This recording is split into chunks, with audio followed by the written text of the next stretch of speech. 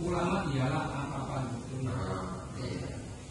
Ini pertanyaan, apa definisi ulama? Pertanyaannya, apa definisi ulama? Ulama itu al-arifuna bil kitabi wa sunnah. Ini ulama. Kalau soleh itu al-qaim bi hukukillah wa hukukin. Sekarang kita bahas al-ulama al-arifuna bil kitabi wa sunnah.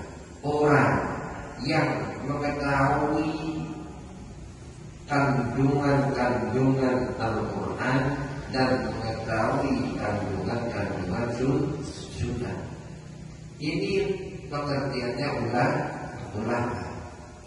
Jadi orang kalau sudah memahami isi kandungan Quran, memahami kandungan hadis, ini namanya ulama.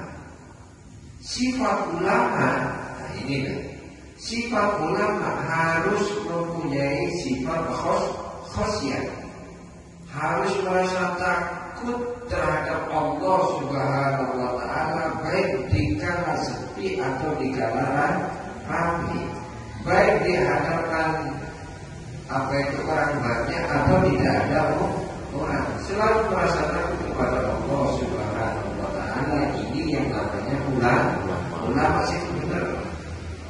Sebab ulama itu ada dua. Ada ulama dunia, ada ulama akhir. Atau bahasa lain, ulama hasanah, ulama sayyi'ah, atau ulama sunnah.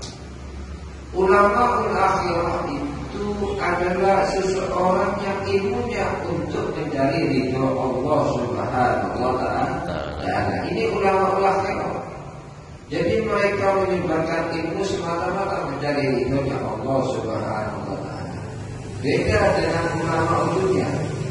Mereka mempunyai ilmu difungsikan untuk mencari kepentingan duniawi.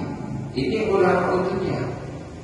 Orang ulama yang menerkaya inilah yang dikatakan ulama sunnah. Makanya dalam Quran itu innama yakhshallaha min ibadihi ulama. Innama hanya saja yakhsha yang takut Allah terhadap Allah, al-ulama yaitu ulama yang takut di antara hamba-hambanya Allah itu hanya seorang ulama. Firman Allah ini menggunakan lafaz yakhsha. Yakhsha ini maknanya takut. Bahasa lain dari bahasa Arab yang mempunyai arti takut ini adalah yakhafu. Jadi yakhafu ini maknanya takut. Yakhsha juga maknanya takut. Tapi beda arti. Sekalipun sama-sama menggunakan, sama-sama artinya takut, beda arti. Arti yakhsha itu takut baik di hadapan orang atau tidak ada.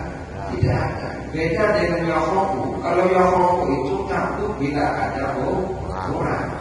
Kalau tidak ada orang, wah ya sama aja. Ini makanya Quran itu innama yakhshallaha min ibadihi ulama. Ini definisi ulama.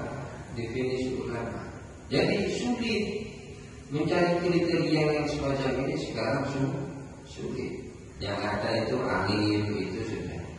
Ulama itu begitu.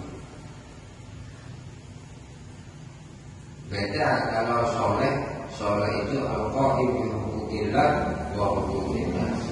Orang yang melakukan hak-haknya Allah dan hak-haknya manusia itu baru dikatakan soleh. Bukan orang soleh sekali berwajib takwa, tidak. Baik sesama umat manusia selalu mengikuti perintah Allah, yaitu dikatakan orang soleh. Jadi soleh itu tidak ada kaitannya dengan pakaian.